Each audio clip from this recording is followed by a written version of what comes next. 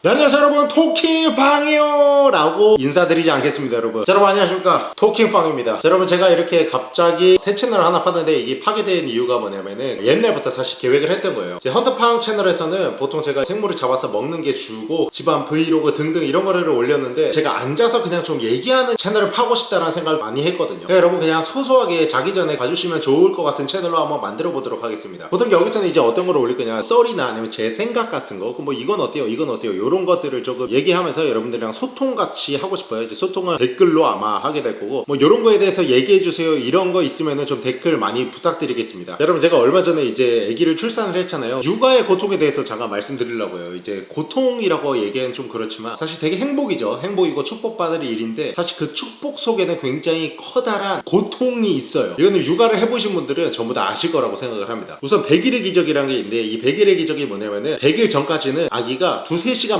배가 고파요. 이 말은 뭐냐, 새벽에도 자다가 일어나서 2-3시간 동안 먹어야 되는 거예요. 계속 그냥 불침번을 쓰는 거죠. 근데 여러분, 세상에서 또 가장 맛있는 라면이 뭐냐, 바로 군대에서 불침번 때 자다가 누가 깨워서 근무를 쓰고 나서 먹는 라면이 정말 세상에서 제일 맛있거든요. 군필자분들은 다 아실 겁니다. 근데 이제 미필자분들은 이해를 못 하시겠지만 곧 이해하게 되실 거고요. 그래서 생각해보니까 이 라온이는 맨날 자다가 깨가지고 먹잖아요. 얼마나 맛있을까 이런 생각도 해요. 근데 이제 이게 2-3시간마다 먹게 되니까 수면 장애가 와요. 일단 사람이 잠을 못 자면 스트레스 굉장히 많이 받잖아요. 그래서 너무 힘들더라고요. 산후조리가 끝나고 첫날 라온이 딱 집에 데리고 왔을 때 주변에서 전부 다 너무 힘들 거다, 산후도우미분을 구해서 같이 해라, 보통 2주 동안은 같이 한다. 근데 여기 속초 양양 고성은 이 업체가 거의 없대요. 그래서 보통 4개월 전부터 예약을 해야 된대요. 근데 저랑 은혜랑 이게 좀 무지해가지고 그냥 바로 구하면 되겠지라고 생각을 했는데 그게 아니더라고요. 그래서 저랑 은혜는 그냥 저희 둘이 그냥 맞닥뜨렸죠. 아니나 다를까 첫날 밤에 정말 거짓말이 아니라 30분 잔 것 같아요. 거의 밤을 샜어요. 근데 이게 보통 사람이 밤을 새면 다음날 아침이나 뭐 점심이나 잘 수 있다는 생각이 들잖아요. 근데 확 나온 이렇게 다시 뱃속으로 안 들어가니까,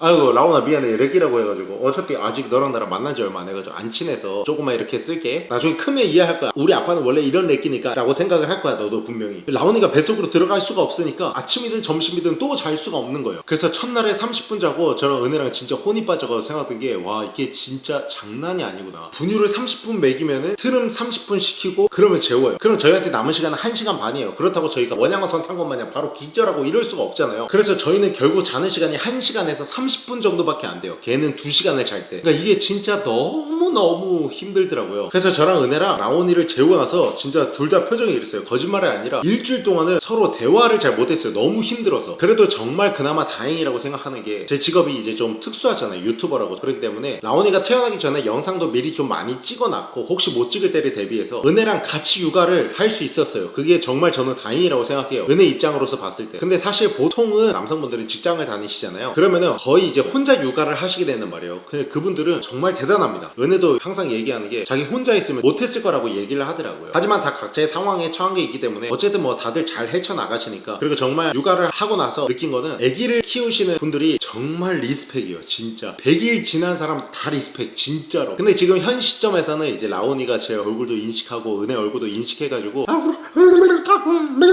하면은 잘 웃어요. 근데 이 웃음 한 방에 녹아내린다는 게 이게 무슨 말인 줄 알겠어요. 진짜 뭐를 더 안 가져도 된다라는 생각이 들더라고요. 나는 우리 가족만 있으면 돼 라는 생각이 들더라고요. 아무튼 되게 신기했습니다. 어쨌든 저는 아직도 사실 2-3시간마다 밤에 일어나요. 아직도 지금 육아의 고통을 느끼고 있는데, 그래서 요즘 댓글 보면은 사람들이 굉장히 좀 피곤해 보인다라는 말을 많이 하시더라고요. 그거는 뭐 어쩔 수 없는 것 같습니다. 이제 100일이 지나고 나서 애가 이제 통잠이라는 걸 자기 시작합니다. 통잠이 뭐냐, 성인들처럼 잠을 오래 잔다는 말이에요. 예를 들어 8시에 자면은 아침에 일어난다든가 이런 식이에요. 그러면 저희도 이제 수면 장애에서 벗어날 수 있겠죠. 그래서 그때만이 오기를 기다리고 있습니다. 그리고 아까 불침번 얘기하다가 갑자기 생각난 건데, 군대 얘기를 조금 하려고 해요. 라온이도 남자기 때문에 커서 군대를 가잖아요. 근데 사실 군대는 다들 주변에서 말하는 게, 안 갈 수 있으면 가지 마라. 그럼 물론 뭐 병역 회피 그거는 절대 하면 안 되죠. 그거는 법적인 걸로 하면 안 되니까 절대 하면 안 되는데, 예를 들어 뭐 몸이 아프거나 했을 때는 정말 안 가는 게 좋습니다. 자식 본인을 위해서라도. 사실 저도 군대를 안 갈 뻔했어요. 어떤 일이 있었냐면은 20살이 되면은 군대 신체 검사를 하라고 이제 연락이 오잖아요. 신체 검사를 이제 서울로 하러 갔어요. 거기는 어떻게 하냐면요, 외과, 뭐 신경외과, 정신과 이런 식으로 한 칸이 다 있고, 뒤에는 좌석에 한 30석 정도가 있어요. 그리고 한 명이 인솔을 해가지고 단체로 다 움직여요. 근데 하필 거기서 인솔자가 한 명을 지목이 되는데 그 제가 인솔자가 된 거예요. 그리고 인솔자가 제일 먼저 이제 검사를 받고 나머지 30분들을 기다리는 그런 구조인데 정시가 가고 어디 가고 다 끝났어요. 다 끝나고 이제 마지막에 발급받은 나라사랑 카드 있잖아요. 그 카드를 바코드 같은데 이렇게 띡 찍으면은 앞에 모니터 화면에 뒤에 분들 전부 다 볼 수 있게 몇 급입니다 이런 식으로 엄청 크게 나와요. 제가 인솔자기 때문에 처음이잖아요. 그래서 제가 딱 카드를 찍었는데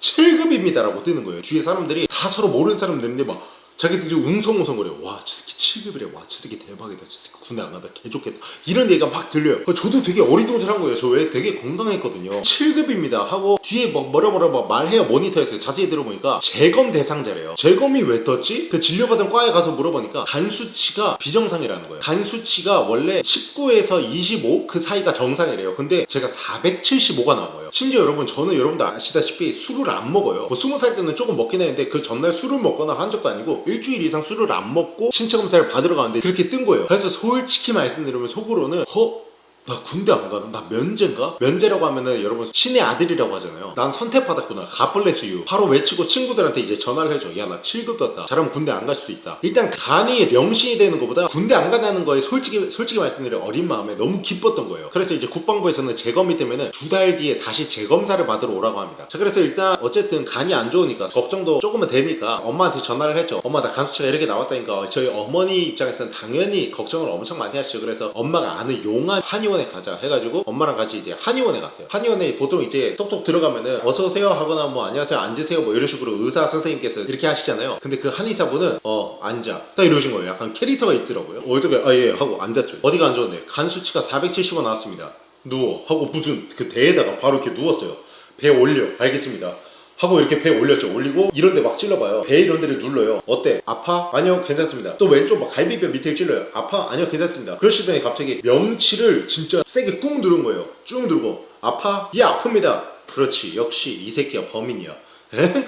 명치 누르면 당연히 아프잖아요. 그 저는 너무 이 돌팔이다. 왜냐면 저희 어머니가 약간 말 조금만 타면 귀가 날아다니셔가지고 금방 믿으시거든요. 약을 지어주시더라고요. 이 약도 굉장히 비쌌어요. 이거 먹고 낫겠나 해가지고 어쨌든 뭐 어머니도 걱정되고 저도 사실 잠깐 군대 2년보다는 내 평생 건강이 훨씬 더 중요하니까 약을 먹었죠. 근데 약을 먹고도 저는 이상하게 확신이 있었어요. 나는 뭔가 다시 7급이 돼가지고 면제가 될 것 같다는 확신이 있었어요. 2달 뒤에 다시 신체 검사장에 갔어요. 가가지고 이거 띡 찍었는데 1급입니다. 바로 군대 갔습니다 여러분. 니발 신의 아들 되는 거 어렵습니다 여러분. 되도록이면 군대 가세요. 재검 뜨잖아요. 이상한 희망 갖지 마시고 간다고 생각하세요 여러분. 어쨌든 그렇게 1급으로 군대를 갔습니다. 군대를 가서 정말 많은 에피소드들이 있었지만 한 가지만 말씀드릴게요. 제가 군생활을 되게 재밌게 잘했어요. 저는 솔직히 말씀드리면 꿀 빨았어요. 왜냐면은 이게 전투부대가 아니었기 때문에 업무 자체도 사실 뭐 난이도가 괜찮았고 물론 훈련은 다 했지만 저희 군대원들이 너무 좋았거든요. 그렇게 군생활을 하다가 이제 제가 말년 휴가 20일을 딱 앞두고 있는 상황에서 저희 행정보호관님이 축구를 하자고 연병장으로 불렀어요. 근데 그 축구가 우리 중대원 대 우리 부대 간부들 해가지고 약간 이제 행보관님께는 자존심이 걸린 그런 대결이었거든요. 그래서 너랑 나랑 투탑으로 하자 이렇게 하시더라고요. 그래서 알겠습니다. 저 축구 개 못했거든요. 짬축구 했죠. 그냥 빨리 패스해줘 이런 식으로 짬축구를 했는데 그거 보고 잘하시는 줄 알고 굉장히 큰 착각을 하시고 저랑 투탑으로 하자고 하신 거예요. 그 심지어 저도 잘하는 줄 알았어요. 제가 짬축구인지 몰랐죠. 그때는 저도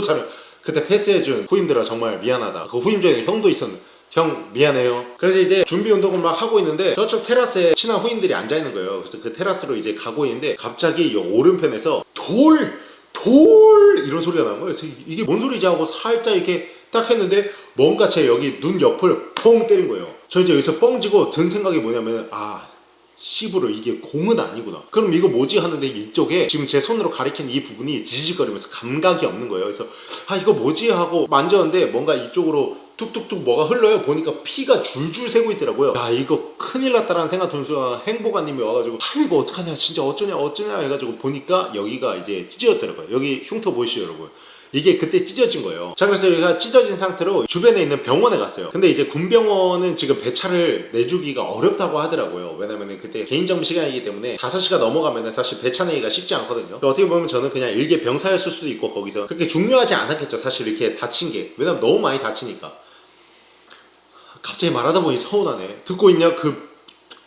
부대야 임마. 어쨌든 저는 그래서 중대장님의 개인적인 차를 타고 부대로 가서 의무관이 응급처치라도 해주겠다, 지금 여기서 꾸미지 못했다, 응급처치라도 해주겠다 해서 응급처치를 이제 받으려고 했죠. 근데 사실 다쳤을 때 제가 이제 말년휴가이면 병장이잖아요. 그러면 이제 까오도 있고 막 2등병들 1병들 상병들 와가지고 괜찮습니까 괜찮습니까 하는데 제가 여기서 뭐 아니 개무서워 속은 이랬죠. 왜냐면 저는 어디 찢어져 본 기억이 처음이었어요. 애기 때나 찢어져서 다쳐봤지 그건 기억도 안 나고, 내 기억에서 지금도 아직도 저는 찢어져 본 적이 없어요. 그때가 처음이자 마지막 기억이에요. 그래서 사실 아니 개무서워 하고 싶은데 그럴 수가 없어요. 괜찮아 뭐 꼬매면 될 거야, 괜찮아, 그냥 이렇게 하고 벌벌 떨리는 마음으로 중대장님 차를 타고 거기로 간 거예요. 여기는 거지만 하나 그냥 대놓은 상태였고, 도착을 했는데 그 의무관분들이 너무 아무렇지, 거기는 사실 베테랑이잖아요. 워낙 다친 사람들도 많이 봤고, 그래서 정말 아무렇지 않게 오셔가지고 찢어졌어요? 이런 거예요. 그래서 예 찢어졌습니다 했는데 마음이 놓이더라고요. 이분들은 굉장히 이런 상황을 많이 보셨을 거 아니에요. 정말 다행이다 정말 다행이다. 그래요 이거 뭐 그냥 뭐 잠깐 응급처치하면 되고 어디 그냥 꼬매면 되니까 너무 걱정하지 마시고 한번 볼게요 하고 거즈 이렇게 내리더라고요. 내리면서